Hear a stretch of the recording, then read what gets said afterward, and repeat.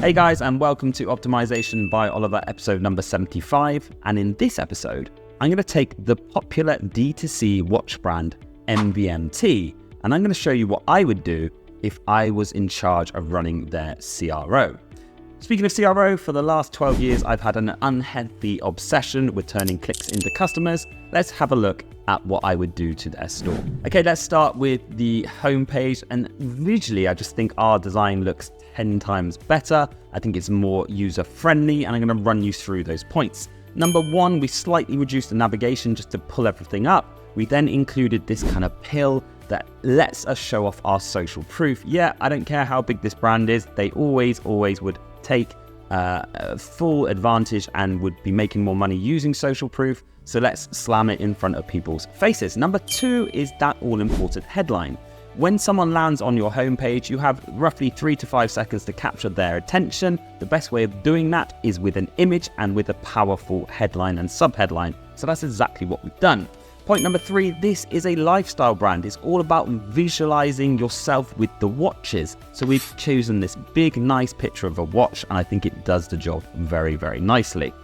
Number four, when it comes to the call to actions, you can see in the previous version, the version that these guys are running, there's 4 or 5 different buttons and links above the fold. It's too confusing. So we've kept it really simple. We've given them 2 options, shop male, shop female, and it just gets people where they need to be way quicker. And number 5, as I mentioned, this is a very visual product. So we've included these nice little images of influencers and models wearing the watches. This just helps first-time buyers or first-time users to this site get to those best-selling products or products way quicker, and they can really visualize exactly what that watch looks like and what it's going to look like on them. Page number 2 is that all-important cart page, and I don't really know why every e-com brand online is not at least testing our first step.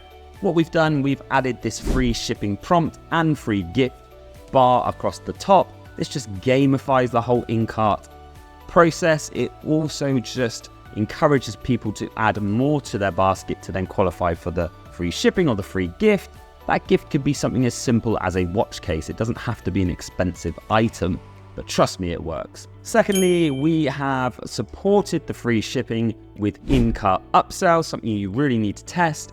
If I was doing this on their store, I would do it dynamic, where if they added a watch, I would pair it with a bracelet, I would pair it with a case, and other items that they could then add within their cart to then qualify for the free shipping or the free gift. And number 4, we've just simplified the call to action. And this may sound strange, but before they've got this checkout with, don't even know what this program is, and I just think it's trying to be too clever and confuses people. So instead, it's a really simple checkout now. It's a full width button. It's supported by those payment seals for trust, and in my opinion, it's going to get way more people clicking. Moving on to the product page, and this is where I think MVMT could do the most damage. I really feel like there's lots of tests to be run on their store to increase their revenue per visitor. I think quite simply they're leaving money on the table. Point number 1 and number 2 are both the same. We've reduced the size of the image to that 1-to-1 ratio, pulling everything up and giving us more real estate above the fold. We've then added those chevrons either side of the image and the thumbnails below the image to give a better usability experience. Number 3 is social proof. Again, we need social proof. Just like the homepage, let's show off how many people have reviewed the product and how many happy customers we've had. And then number 4, the whole UX UI has changed here. Because of that space-saving exercise above, we've been able to pull up the different options around the watch. So we can now showcase people exactly what colors they can have, what size they want, and then also that all-important call to action is now above the fold, and therefore I think more people are going to be adding products into the cart. That's it for this episode. If you'd like my agency to optimize your store for bigger and higher conversion rates, get in touch at ConversionWise.com. Make sure you smash that subscribe button, and I will see you in the next episode.